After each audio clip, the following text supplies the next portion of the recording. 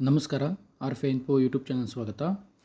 ಈ ವಿಡಿಯೋದಲ್ಲಿ P U ನೇಮಕಾತಿಗೆ ಸಂಬಂಧಪಟ್ಟಂತೆ 2026ಕ್ಕೆ ನೇಮಕಾತಿ ಪ್ರಕ್ರಿಯೆ ಮತ್ತು ಅಧಿಸೂಚನೆಯನ್ನು ಯಾವಾಗ ಕೊಡ್ತಾರೆ, ಇನ್ನು ಈ ವರ್ಷವೂ ಸಹಿತ 2025ರಂತೆ ನೇಮಕಾತಿ ಪಿ ಯು ನೇಮಕಾತಿ ಮಾಡೋದಿಲ್ವೋ ಅನ್ನೋದನ್ನು ಈ ವಿಡಿಯೋದಲ್ಲಿ ಸ್ಪಷ್ಟವಾಗಿರ್ತಾ ಬರ್ತಂತೆ. ಮತ್ತು ಡಿಸ್ಕ್ರಿಪ್ಷನ್ ಬಾಕ್ಸಲ್ಲಿ ಪಿ ಯು ಉಪನ್ಯಾಸಕರ ನೇಮಕಾತಿ ಗುಂಪನ್ನು ಮಾಡಿದ್ದೀನಿ. ಇಂಟ್ರೆಸ್ಟ್ ಇದ್ದವ್ರು ಜಾಯ್ನ್ ಆಗ್ಬೋದು. ಮತ್ತು ವಿಡಿಯೋವನ್ನು ಎಂಡ್ವರೆಗೆ ನೋಡಿ. ಆದಮೇಲೆ ತಮಗೆಲ್ಲ ಗೊತ್ತಿರುವ ಹಾಗೆ ನಾನು ಹೋದ ವರ್ಷ 2025 ಫೆಬ್ರವರಿಯಲ್ಲಿ ಒಂದು ವಿಡಿಯೋ ಮಾಡಿದ್ದೆ. ಪಿ ಯು ನೇಮಕಾತಿಗೆ ಸಂಬಂಧಪಟ್ಟಂತೆ 2027ಕ್ಕೆ ನಾನು ಪಿ ಯು ನೇಮಕಾತಿ ಆಗುತ್ತೆ ಅಂಥೇಳಿ ನಾನು 2025 ಫೆಬ್ರವರಿಯಲ್ಲಿ ಒಂದು ವಿಡಿಯೋ ಮಾಡಿದ್ದೆ. ಅಲ್ಲಿ ಸುಮಾರು 6 ಕಾರಣಗಳನ್ನು 6 ಸಮಸ್ಯೆಗಳನ್ನು ಕೊಟ್ಟಿದ್ದೆ. ಈ 6 ಸಮಸ್ಯೆಗಳಿಂದಾಗಿ ಸುಮಾರು 2 ವರ್ಷ ನೇಮಕಾತಿ ಆಗೋದಿಲ್ಲ ಅಂತೇಳಿ 2025 ಹೇಳಿದ್ದೆ. ಆ ಟೈಮಲ್ಲಿ ಭಾಳಷ್ಟು ಜನರು ನೆಗೆಟಿವ್ ಕಮೆಂಟ್ ಮಾಡಿದರು. ನನಗೆ ಅವಾಚ್ಯ ಶಬ್ದದಿಂದ ಕಮೆಂಟು ಮಾಡಿದರು, ನೀ ಭಾಳ ಬುದ್ಧಿವಂತಲ್ಲ ಹಾಗೆ ಹೀಗೆ ಅಂಥೇಳಿ. ಬಟ್ ನಾನು ಇಲ್ಲಿ ಕೊಟ್ಟಂಥ 6 ಕಾರಣಗಳು ಮತ್ತು ನಾನು ನನ್ನ ಕಾರಣಗಳಲ್ಲದ, ಇದು ಪ್ರೆಸೆಂಟಿ ನಮ್ಮ ರಾಜ್ಯದಲ್ಲಿ ಪಿ ಯು ಉಪನ್ಯಾಸಕರ ನೇಮಕಾತಿಗೆ ಸಂಬಂಧಪಡುವಂಥ ಕಾರಣಗಳನ್ನು ಕೊಟ್ಟಿದ್ದೆ. ವಿಡಿಯೋ ನೋಡಿದಂಥ ಆಕಾಂಕ್ಷಿಗಳು ಭಾಳಷ್ಟು ಬ್ಯಾಡ್ ಕಮೆಂಟ್ ಮಾಡಿದರು. ನೀವು ಈ ವಿಡಿಯೋ ಇನ್ನೂವರೆಗೂ ಇದೆ. ಆ 6 ಸಮಸ್ಯೆಗಳು ಏನು ಅನ್ನುವುದನ್ನು ನೋಡ್ಕೋಬೋದು. ಬೇಕಿದ್ರೆ ನಾಳೆ ನಾನು ಇನ್ನೊಂದು ವಿಡಿಯೋವನ್ನು ಸಹಿತ ಮಾಡಿ ಹಾಕ್ತೀನಂತೆ. ಈಗ ಪ್ರೆಸೆಂಟ್ ಪಿ ಯು ನೇಮಕಾತಿಗೆ ಸಂಬಂಧಪಟ್ಟಂತೆ ಈ 6 ಸಮಸ್ಯೆಗಳಂತೂ ಸಾಲ್ವ್ ಆಗಿಲ್ಲ. ಹೀಗಾಗಿ ನನಗನ್ಸುತ್ತೆ ಈ ವರ್ಷ 2026ಕ್ಕೂ ಸಹಿತ ಪಿ ಯು ನೇಮಕಾತಿ ಆಗುವುದಿಲ್ಲ. ನೋಡುವ. ಈಗ ಅಕಸ್ಮಾತ್ ಏನೋ 6 ಸಮಸ್ಯೆಗಳನ್ನು ತಿಂಗಳೊಳಗೆ ಸಾಲ್ವ್ ಮಾಡಿದರು ಅಂತ ಇಟ್ಕೊಳ್ಳುವ. ಈಗ ಫೆಬ್ರವರಿಯಲ್ಲಿ ಏನಾದರೂ ನೇಮಕಾತಿ ಪ್ರಕ್ರಿಯೆ ಮಾಡ್ತಾರೆ, ಅಧಿಸೂಚನೆ ಕೊಡ್ತಾರೆ ಅಂತ ನೋಡ್ತಾ ಬರ್ಬೋದಾಗಿತ್ತು. ಅಂತಂದರೆ ಸರ್ಕಾರದೇ ಬಿಟ್ಟಂಥದ್ದು ಆರ್ಥಿಕ ಇಲಾಖೆಯಿಂದ ಭರ್ತಿ ಮಾಡಿಕೊಳ್ಳಲು ಮಂಜೂರಾತಿ ನೀಡಿರುವ ಹುದ್ದೆಗಳ ಮಾಹಿತಿ ಅಂತ ಅನುಬಂಧ 2ರಲ್ಲಿ ಕರ್ನಾಟಕ ಸರ್ಕಾರದವರು ಬಿಡುಗಡೆ ಮಾಡ್ತಾರೆ. ಇಲ್ಲಿ ಎಲ್ಲಿಯೂ ಸಹಿತ ಪಿ ಯು ಉಪನ್ಯಾಸಕರ ಬಗ್ಗೆ ಮಾಹಿತಿ ಇಲ್ಲ. ಇಲ್ಲಿ ವೈದ್ಯಕೀಯ ಶಿಕ್ಷಣ ಇದೆ. ವೈದ್ಯಕೀಯ ಶಿಕ್ಷಣದಲ್ಲಿ 333 ಇದೆ. ನೆಕ್ಸ್ಟ್ ಉನ್ನತ ಶಿಕ್ಷಣ ಕೊಟ್ಟಿದ್ದಾರೆ. ಉನ್ನತ ಶಿಕ್ಷಣದಲ್ಲಿ ಬರೀ 60 ಕೊಟ್ಟಿದ್ದಾರೆ. ಶಾಲಾ ಶಿಕ್ಷಣ ಮತ್ತು ಸಾಕ್ಷರತೆಯಲ್ಲಿ 5267 ಕೊಟ್ಟಿದ್ದಾರೆ. ಇದು ಕಲ್ಯಾಣ ಕರ್ನಾಟಕಕ್ಕೆ ಸಂಬಂಧಪಟ್ಟಂತೆ ಬಜೆಟ್ನಲ್ಲಿ ಅಂಗೀಕಾರ ಆದಂಥ ಹುದ್ದೆಗಳು.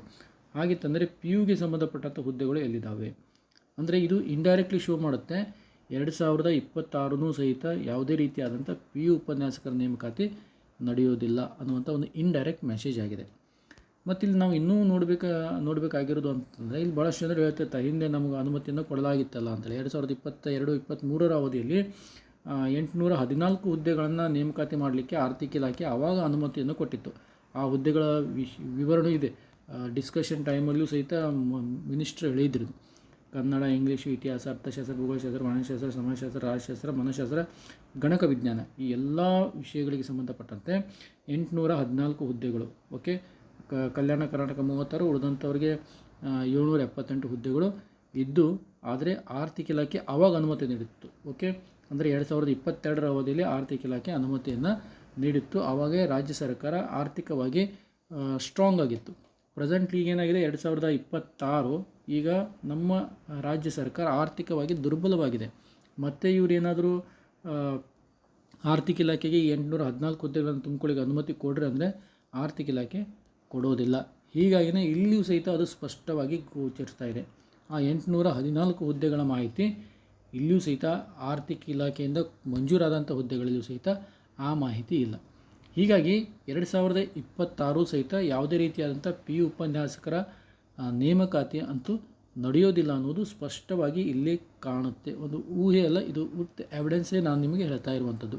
ಆದರೆ ಏನಾದರೂ ಬಜೆಟಲ್ಲಿ ಏನಾದರೂ ಅವರು ಪಿ ಯು ಉಪನ್ಯಾಸಕರ ನೇಮಕಾತಿಗೆ ಮಹತ್ವ ಕೊಟ್ಟು ತುಂಬಿಕೊಂಡ್ರೆ ಅಲೌ ಮಾಡಿಕೊಡ್ರಿ. ಯಾವ ರೀತಿಯಾಗಿ ಶಾಲಾ ಶಿಕ್ಷಣ ಇಲಾಖೆ ಅಡಿಯಲ್ಲಿ 5000 ಹುದ್ದೆಗಳನ್ನು ಯಾವ ರೀತಿಯಾಗಿ ಬಜೆಟಲ್ಲಿ ಮೆನ್ಷನ್ ಮಾಡಿದ್ರು, ಆ ರೀತಿಯಾಗಿ ಪಿ ಯು ಉಪನ್ಯಾಸಕರ ನೇಮಕಾತಿಗೆ ಸಂಬಂಧಪಟ್ಟಂತೆ ಪಿ ಯು ಉಪನ್ಯಾಸಕರ ಹುದ್ದೆಗಳನ್ನಲ್ಲಿ ಮೆನ್ಷನ್ ಮಾಡಿದ್ದೇ ಆಗಿತ್ತು ಅಂತಂದರೆ ಅವಾಗೇನು ಮಾಡ್ಬೋದು, ಪಿ ಯು ನೇಮಕಾತಿ ನಡಿಬೋದು. ಆದರೆ ಇದು ಡೌಟ್ ಆಗಿದೆ. ಯಾಕೆ ಡೌಟ್ ಆಗಿದೆ ಅಂತಂದರೆ ಅವ್ರಿಗೆ ಈ ಸುಮಾರು 6 ಕಾರಣಗಳಿದ್ದಾವೆ. ಇದರಲ್ಲಿ ಒಂದು ಕಾರಣ ಏನಂತಂದರೆ ಅತಿಥಿ ಉಪನ್ಯಾಸಕರು ಅವರಿಗೆ ಈಸಿಯಾಗಿ ಸಿಕ್ಕಿಬಿಡ್ತಾರೆ. ಹೀಗಾಗಿ ಅವರು ಪಿ ಯು ನೇಮಕಾತಿ ಮಾಡಿಕೊಳ್ಳುವಂಥ ಅವಶ್ಯಕತೆ ಇಲ್ಲ. ಬರೀ 12,000 ರೂಪಾಯಿದಲ್ಲಿ ಅತಿಥಿ ಶಿಕ್ಷಕರು ಸಿಗುವಾಗ ಯಾಕೆ 60-70 ಸಾವಿರ ರೂಪಾಯಿ ಕೊಟ್ಟು ಉಪನ್ಯಾಸಕರನ್ನು ನೇಮಕಾತಿ ಮಾಡ್ಕೋಬೇಕು ಅನ್ನುವಂಥ ಒಂದು ಪ್ರಶ್ನೆ ಸಹಿತ ಬರುತ್ತೆ. ಆರ್ಥಿಕವಾಗಿ ದುರ್ಬಲವಾಗಿದೆ.